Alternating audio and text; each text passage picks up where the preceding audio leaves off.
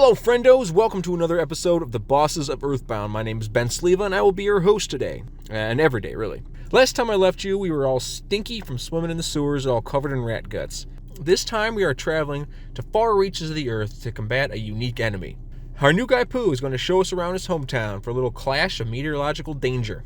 I'm talking about Earthbound's equivalent to yin and yang, the twins that hopes to wins, the sanctuary guarding brothers that intend to smother us. I'm having a lazy pun week, so let's just get into it. I'm talking about Thunder and Storm. Now, some of you may think that this sequence that I'm fighting bosses is a bit out of whack. A lot of times before I record these videos, I watch a few different playthroughs, separate from my own, to see how others progress through each boss.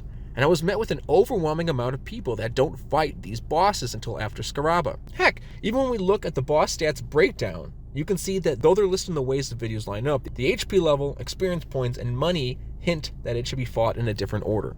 So if you are on your own and happen to see different enemies, don't feel like you're doing it wrong. Just know that the magic of Earthbound gives us many ways to play the same game. So you've killed a Plague Rat of Doom and collected the Rabbit Key. If you choose to follow my path, then jet off to Dalam and get ready for a few photo ops. You'll catch one outside of the palace, and one inside as well if you happen to go there to heal.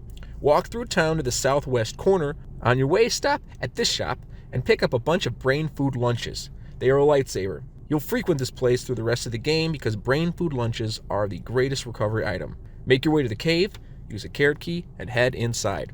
Now this dungeon has to be one of my favorites. I'm a big fan of the boss, I'm a big fan of the music. The layout is pretty nice to the player, and like I mentioned at the end of the last episode, I am a big fan of this week's Sanctuary music. So all around, I have a good attitude going in. Before I cover the path, let's talk about the unworldly enemies that you'll run into. There's the Conducting Menace. The Franklin Badge is your friend in this battle. Take him out with a few offensive PSI attacks. Next we have the Kiss of Death, and after starring in a toothpaste commercial, it's turned to a life of crime when it couldn't find any work. Look out for its poison. There's Tengu. Harmony of the Flutes makes you drowsy. Be sure to bash the wind out of him. And wait until after he's defeated before you start your healing. Any poisons.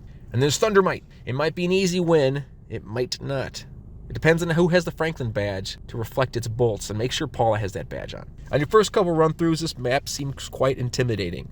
There seems to be a lot of paths, there are holes in the ground that seem to be a maze, and you'll run into a dead end or two. It's easy to get discouraged. But when you look at the map, you'll know how easy it all is. First, you'll need to take a little detour for looking for the boss. From the outside door, head straight across, go through that door, climb down the super long rope, and you'll end up finding the Bracer of Kings, one of 4 of Pooh's equipable items. It is a necessary thing to have. It significantly increases the advantage Pooh has in the future battles. Now backtrack all the way to the beginning. If you need to heal now, this is the time to do it. Leave the cave, head back to the palace. If you're ready to fight the boss, then climb that rope inside the front door and follow the path until it ends, taking that hole. You'll land on the ground with 3 choices. Though my brain has tricked me into thinking that this dungeon is littered with choice rooms, this is the only place that requires a gamble. Avoid the first 2 holes and jump down the last one.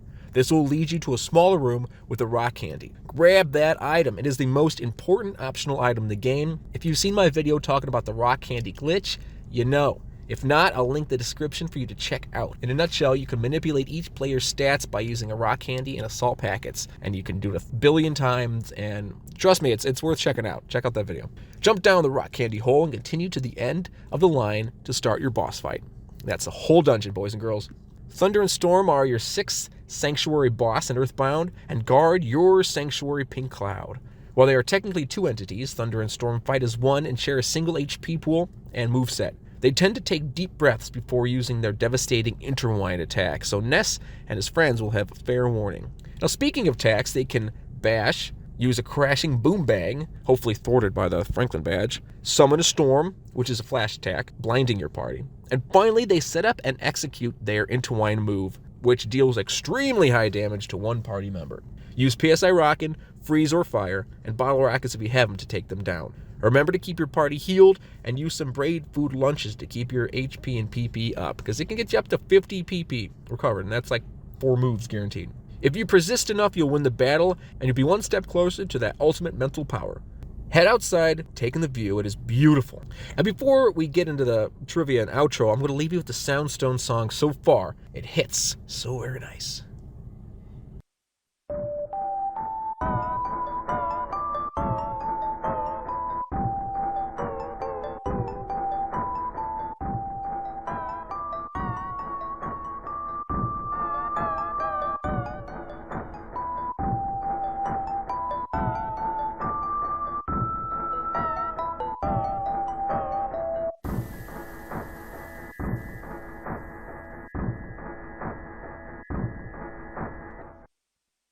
It's simply amazing. I'm glad we're writing that song together. Before I leave, here are some trivia. Storm holds a large palm leaf, which in Japanese mythologies is often used by magical creatures as a way to cause storms. Next, their appearances seemingly hearken to the latter half of the phrase ox-headed demon and snake-bodied deities, which often refers to the imagery of being surrounded by evil beings and entities of all sorts. And finally, they are only one of 2 sanctuary guardians that do not play the sanctuary guardian track. They are their own people. There you go. Thanks for watching my video. Much love all around. And speaking of love, I would love to announce that the channel has finally reached 3,000 subscribers. It's such a good feeling to know that I can bring my videos to so many people. Truly humbling, and thank you all that subscribe. Click on the Rock Candy video to learn more about it, and the other one will bring you to the boss playlist so far. And before I forget, there will not be a video next week. I'm heading out of town for the week and won't have time to produce it. But stay tuned the following week, and like always, later days.